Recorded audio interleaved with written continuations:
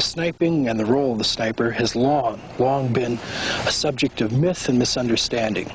Some people think snipers are assassins. They aren't. Some people think they're merely hunters who go in the wood as some kind of freelance snatchers of life. They aren't.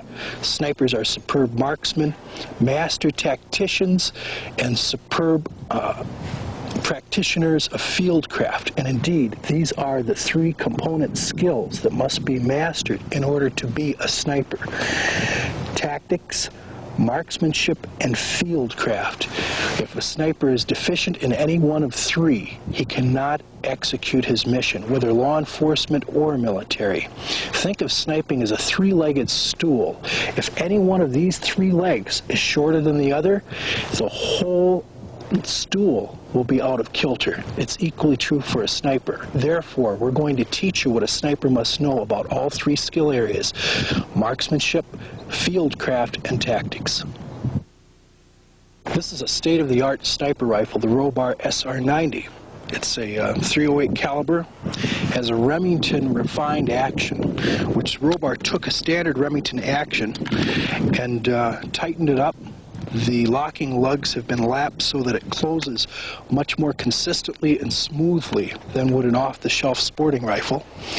It sports a target-grade barrel, heavyweight, and this is called fluting, in which strips have been cut from the barrel for two purposes. Number one is to reduce weight, and number two, in relative terms, it increases the surface area to improve cooling. Up here at the muzzle, you can see that that's a recessed crown, so as to protect that rifling from any dings which could degrade accuracy. If we look at the back of the stock, and this is a Kevlar fiberglass, and fiberglass, state-of-the-art stock, the cheek can be raised to better align the shooter's eye with the scope. You can as well adjust the butt for the overall length so that it better seats into the shooter's shoulder.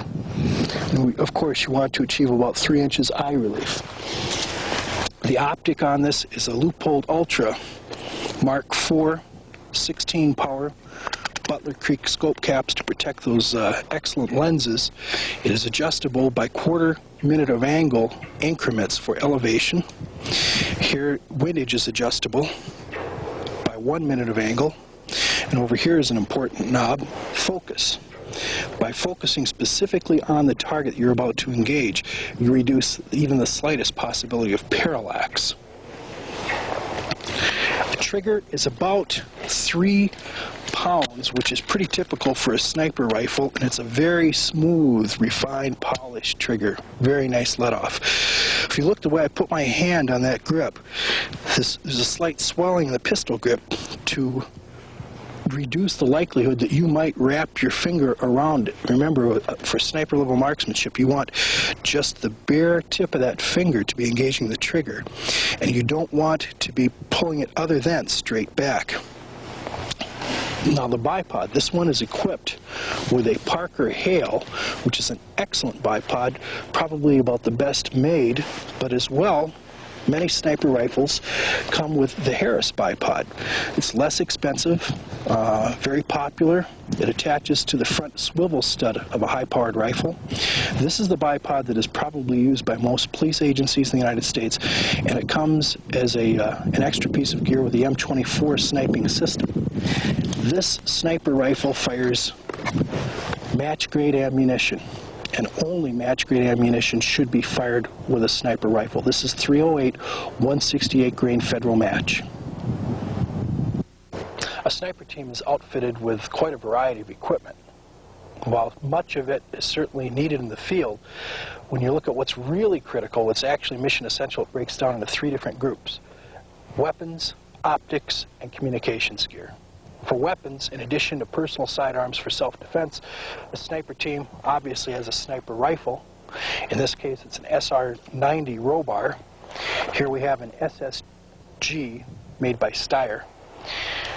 The spotter's weapon is an M16A2, which means it's got the heavier barrel and it fires a slightly heavier 62 grain round for better long-distance ballistic performance.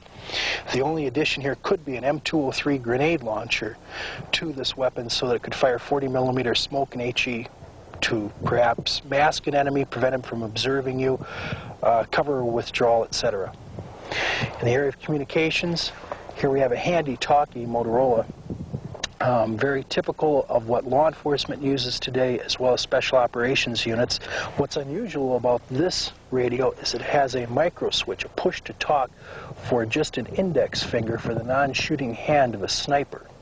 That way he can be ready to engage. He's got his trigger finger on the trigger, and yet he can still communicate perhaps to an observer or a sniper coordinator during an on-scene crisis. As well, this is an Eagle headset that includes a special device that can read vibrations off the top of your jawbone, so that you've got both ears clear. You can hear with your normal hearing and yet still communicate right through the jawbones. We've also got voice-activated radios. These are inexpensive ones, but the concept is that you have a combination microphone and earphone in the earpiece, and it's voice-activated. You don't have to touch anything with your hand. The sniper can have his hands completely on the weapon and yet be communicating merely by starting to talk. In the area of optics, we've got firstly a spotting scope, absolutely essential piece of team gear. Should be a minimum of 20 power to be effective. No more than 30 power or mirage becomes a problem. At the other end of the spectrum, we've got mini binocs. Those are little 10 powers. Those are very handy because you can quickly pull them out of a pocket to check something out if you detect it with naked vision. And finally, we have some 7x50 Steiner binocs, excellent quality glass, and actually that is probably the key, most important optical item in the team, because you will initially detect target indicators with those binocs.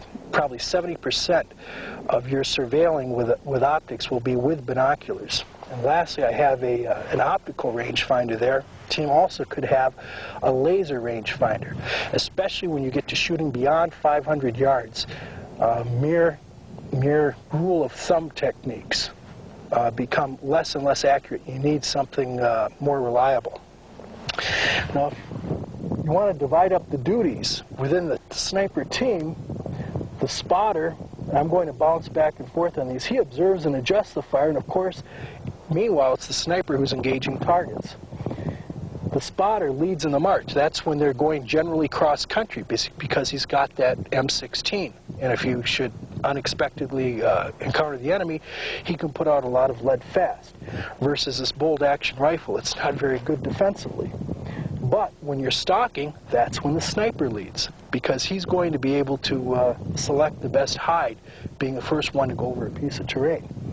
That spotter fires that mass fire defensively. The sniper fires his bolt gun offensively to engage targets. The spotter's got some additional duties that he stays very busy while the sniper's engaging, preparing to engage.